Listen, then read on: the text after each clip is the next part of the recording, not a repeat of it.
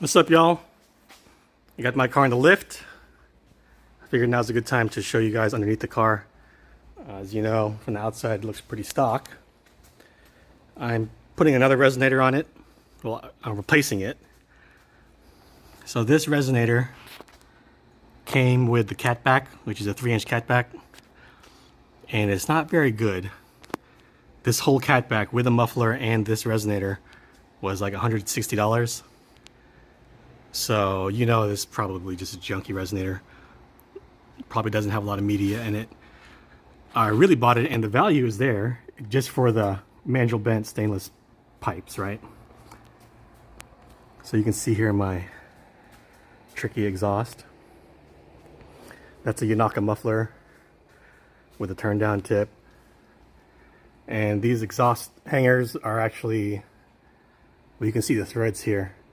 So these are actually Silverado front steering end link rods that I welded to the ends of the stock hangers just to make them longer. So the muffler is hung by those hangers, and then the fake exhaust is just welded to the hangers. And then there's one little strut here, a reinforcing strut, and that's actually a battery J-bolt, a battery tie-down J-bolt. Anyway, so that's the exhaust. I figured while I let this cool down, I'll show you guys underneath the car. This is a Vibrant Ultra Quiet, so this is a name brand. I had a knockoff up here. It was pretty loud. When I added the Vibrant Ultra Quiet, it is great. Name brand is where it's at. But it still has a little bit of drone. So I'm going to change this resonator for that big boy down there. Hopefully it fits. I think it's going to be from like here to here, which is fine. When you have the resonator up front, this is mostly to get rid of rasp. When you have it closer to the header, the further back you can get it, the more drone it's going to reduce. So right now I still have a little bit of drone. It's only on like medium throttle. So like normal acceleration, it's pretty annoying. Cruising and full throttle, there's no drone. I guess full throttle you can't hear it because the car is so damn loud, the intake, but let's look under the front. This is where all the magic. Actually, let's start at the back. So this is a rear disc car. Well, it is now. I got the subframe off of a 93 EX. So I needed the subframe to add the rear sway bar. This is a first gen Acura TL sway bar. So this was off of a 97 Acura TL. The popular swap on these CB Accords is to get the stock rear sway bar, because a lot of these cars, including mine, didn't have a rear sway bar from the factory. But to install a rear sway bar, you need this bracket, which is only available on factory sway bar car. You just replace the whole subframe. It's just 4 bolts. It's really easy. But this Acura TL sway bar is 17 millimeters. The stock rear sway bar off of an Accord is 15. So this is an upgrade. And let's see. So I do have rear discs. They're just factory replacements. I got Reman calipers, new rotors, some CarQuest Gold. I think they're like a ceramic hybrid pad. On the rear, you don't need too much because the rear doesn't do much of the braking. But anyway, it's all new lines back here. These are Koni yellows with Eibach springs, and these are SPL lower steering rods, not steering rods, tie rods, whatever you want to call them. So both of them are adjustable. Stock, your toe adjustment is up here on the front one, but since both of these are adjustable, you can actually use them to adjust your toe. You can actually adjust your track width if you want, because I do also have Megan Racing adjustable camber links.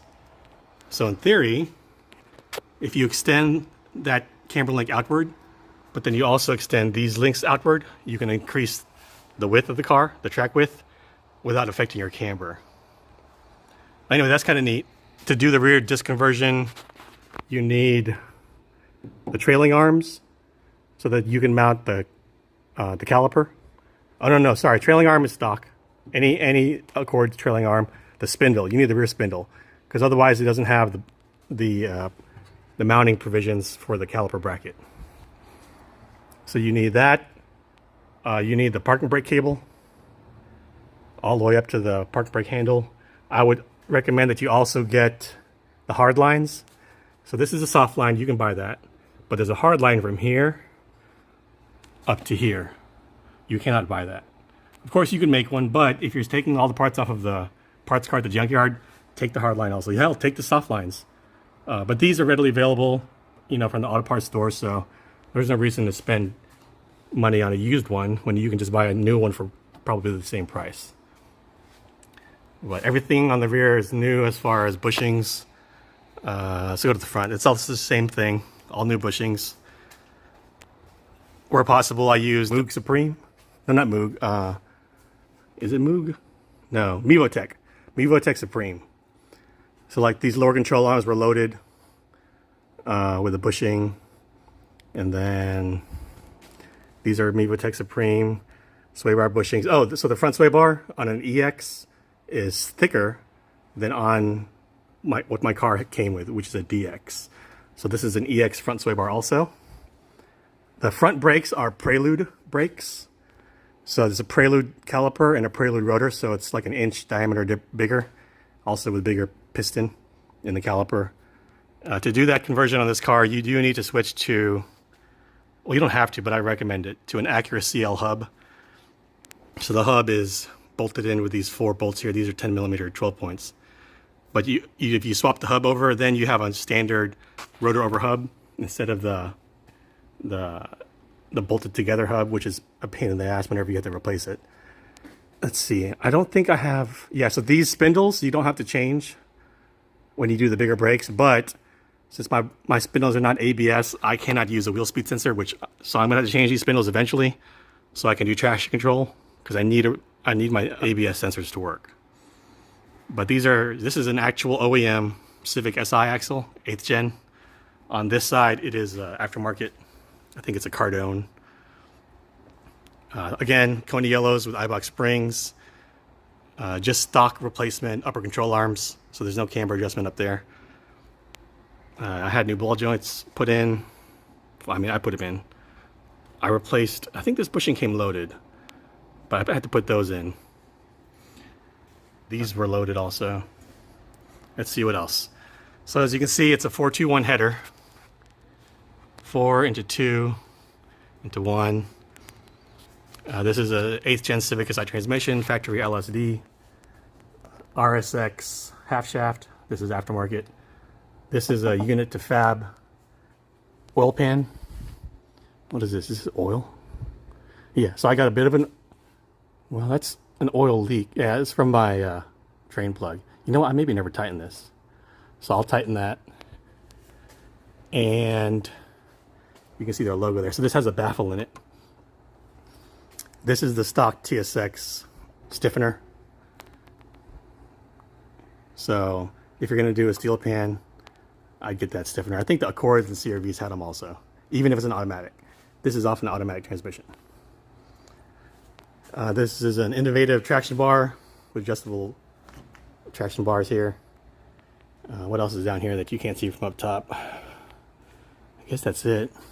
You can see that pretty radiator. That's a 3-core radiator. That's also a good deal on eBay. $230, 3-core radiator. It does have provisions for an oil cooler here, whether you use it for engine oil or transmission, whatever.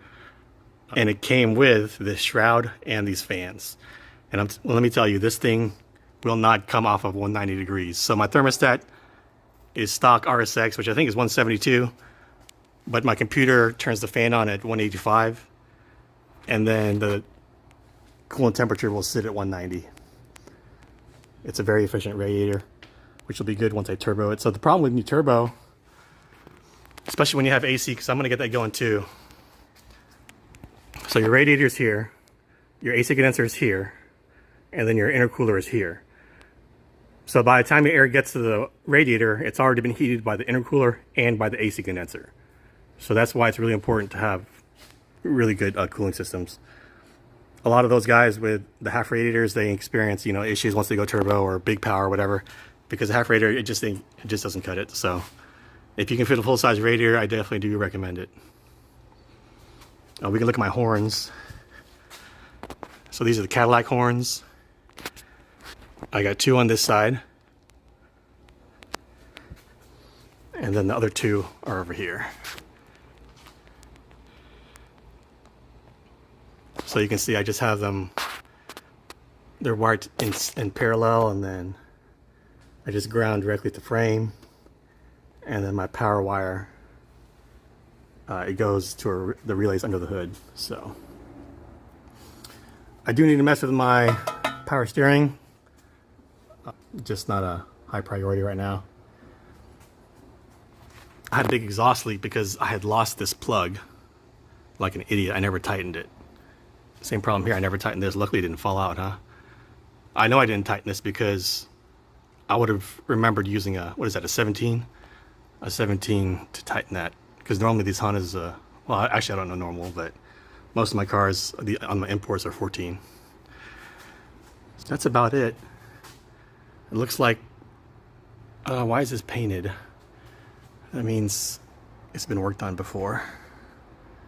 But that is an OEM rack, so anyway. I don't think factory paint would have done that, or factory install. Well, anyways, should be pretty cool. It's still hot, but what I'm gonna, you know what, let's open up this box.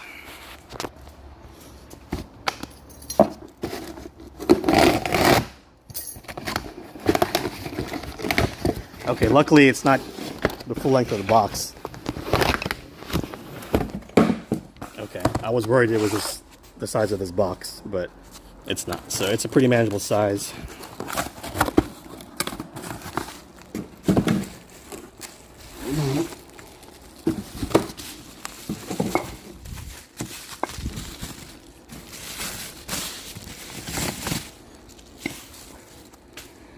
Okay, that's not too bad. Let's put it up here. All right, that's not bad.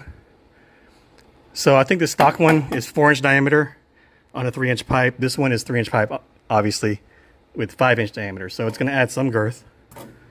Length is totally perfect, right where it needs to be. And I should have plenty of room for an extra 1-inch girth around this resonator.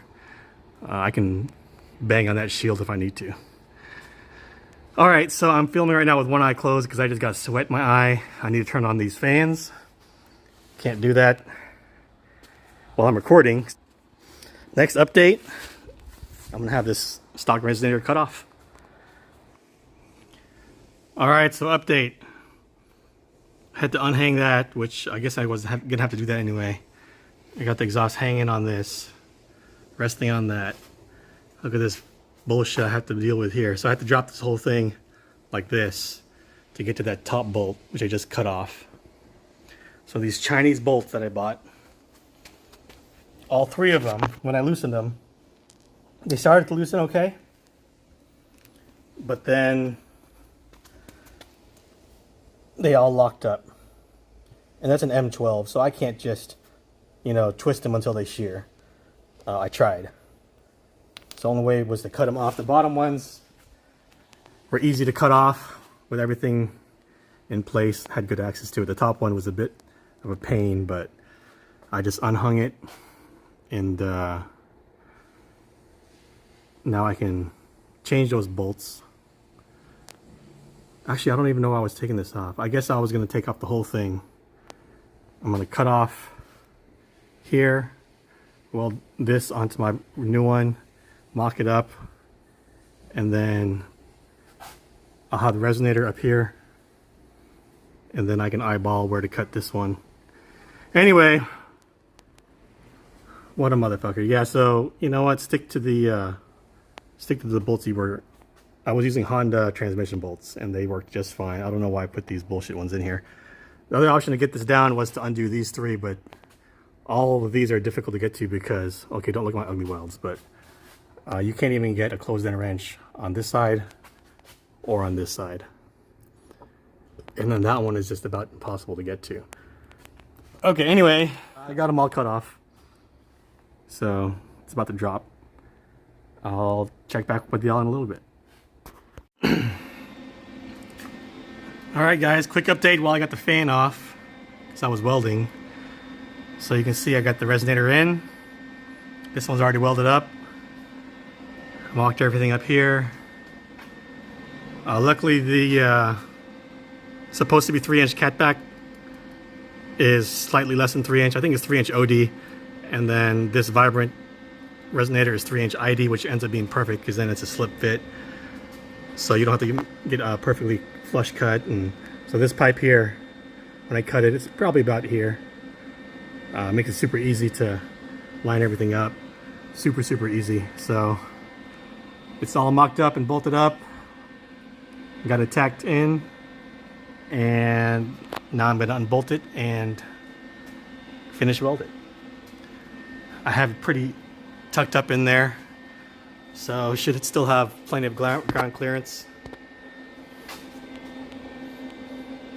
No worse than it was before, honestly. I'm excited to see what it sounds like, or to hear what it sounds like. It's going to be hard to show it in the video, so you'll have to take my word for it, but I'm pretty sure this is going to be a pretty big improvement. Not only is the resonator longer by a couple inches, but it's wider by at least a whole inch, and it's actually name brand, not some knockoff shit. I bet this one, I mean, you can see the material is barely packed in there. It's just a bunch of empty space. So it did a little bit, but not much. Fuck those Chinese bolts. I put my Honda transmission bolts back in. Actually, these may not be transmission bolts. These might be like, so it's an M12. I think it's maybe intake manifold or exhaust. I don't even know. But I trust them, and I know they're going to come off when I need to. These here are going to fight me the next time I ever have to take this off. But you know what? I don't plan on having to take... Well, when I go with turbo, that's going to have to come off. So I'll deal with it then. But anyway, this video is getting too long. Let's get it welded up and back on the ground so we can see what it sounds like.